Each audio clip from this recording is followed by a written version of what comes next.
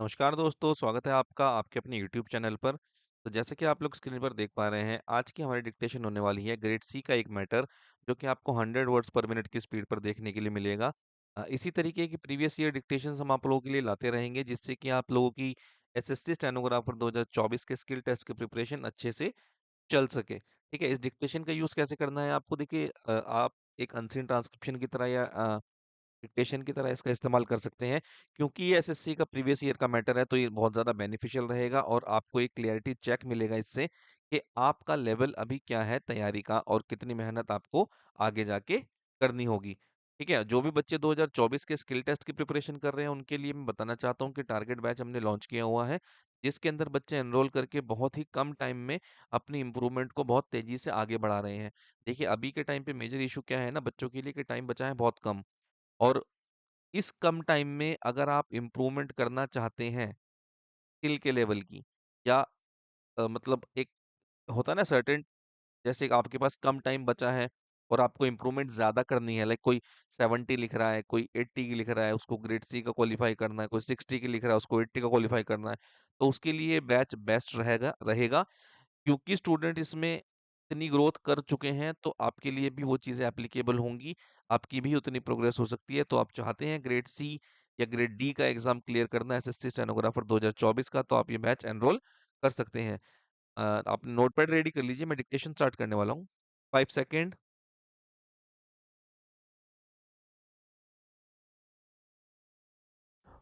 Madam Deputy Chairman, I rise to present the budget. Our government was elected amidst huge expectations of the people. The expectations of the people in electing us was good governance. Their expectations include burning issues like inflation, price rise, and corruption in day to day transactions.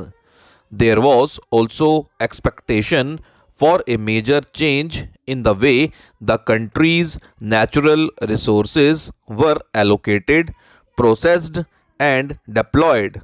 We shall continue to undertake many more measures to ensure that the fruits of growth reach the farmers, the workers, the poor, the scheduled castes, and scheduled tribes. We shall introduce various schemes for the welfare of women and other vulnerable sections of the society. Our focus will be on energizing our youth to reap the benefits of growth and employment. Madam Deputy Speaker, I am presenting this budget when the world economy is facing considerable uncertainty in the aftermath of major economic and political developments during the last 3 years. As per current indications, economic policy is expected to be more expansionary in certain large economies of the world. After poor performance in the last year, growth in a number of emerging economies is expected to recover.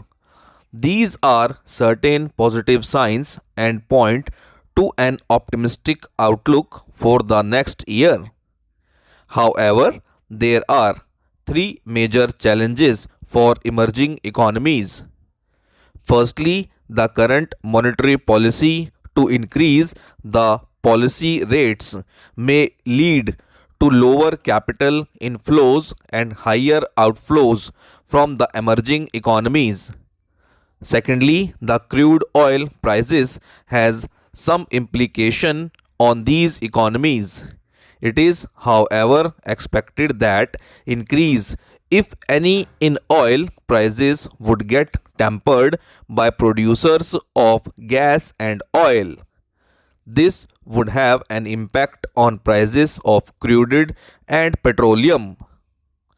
Thirdly, in several parts of the world, there are signs of increasing retreat from globalization of goods, services, and people. These developments have the potential to affect exports from a number of emerging markets, including India. Over the last 2 years, a number of global reports have shown that India has considerably improved its economic policies and practices. India has become the sixth largest manufacturing country in the world from the previous ninth position.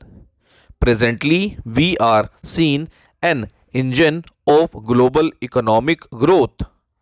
In the last 1 year, our country has witnessed historic economic reforms and policy making. In fact, India was one of the very few economies in the world undertaking such reforms. There were two policy initiatives, namely the Constitution Amendment Bill for GST and the progress for its implementation, and demonetization of bank notes. My overall approach while preparing this budget has been to spend more in rural areas, infrastructure, and poverty alleviation, and yet maintain the best standards of fiscal prudence. I have also kept in mind the need to continue with economic reforms, promote higher investments, and accelerate growth. The Indian farmer has once again shown his commitment and resilience in the current year. The total area sown under Kharif and Rabi seasons are higher than the previous year. With a better monsoon, agriculture is expected to grow in the current year. The last year's budget speech, I focused on income security of farmers to double their income in 5 years. I had also announced a number of measures. We have to take more steps and enable the farmers to increase their production and productivity and to deal with post harvest challenges. We also propose to integrate farmers who grow fruits and vegetables with agro processing units for better prices and reduction of losses. A model law on contract farming would therefore be prepared and circulated among the states for adoption. I now turn to the rural sector, which was so near to the heart of Mahatma Gandhi. Over 3 lakhs crores are spent in rural areas every year. If we add up all the programs meant for rural poor from the central budget, state budgets, bank linkage for self-help groups, etc., Swachh Bharat Mission has made tremendous progress in promoting safe sanitization. Coverage in rural India has gone up, and open defecation free villages are now being given priority for piped water supply. We propose to provide safe drinking water to all in the next 4 years. This will be a mission under the National Rural Drinking Water Program. We also proposed to introduce a system of measuring annual learning outcomes in our schools.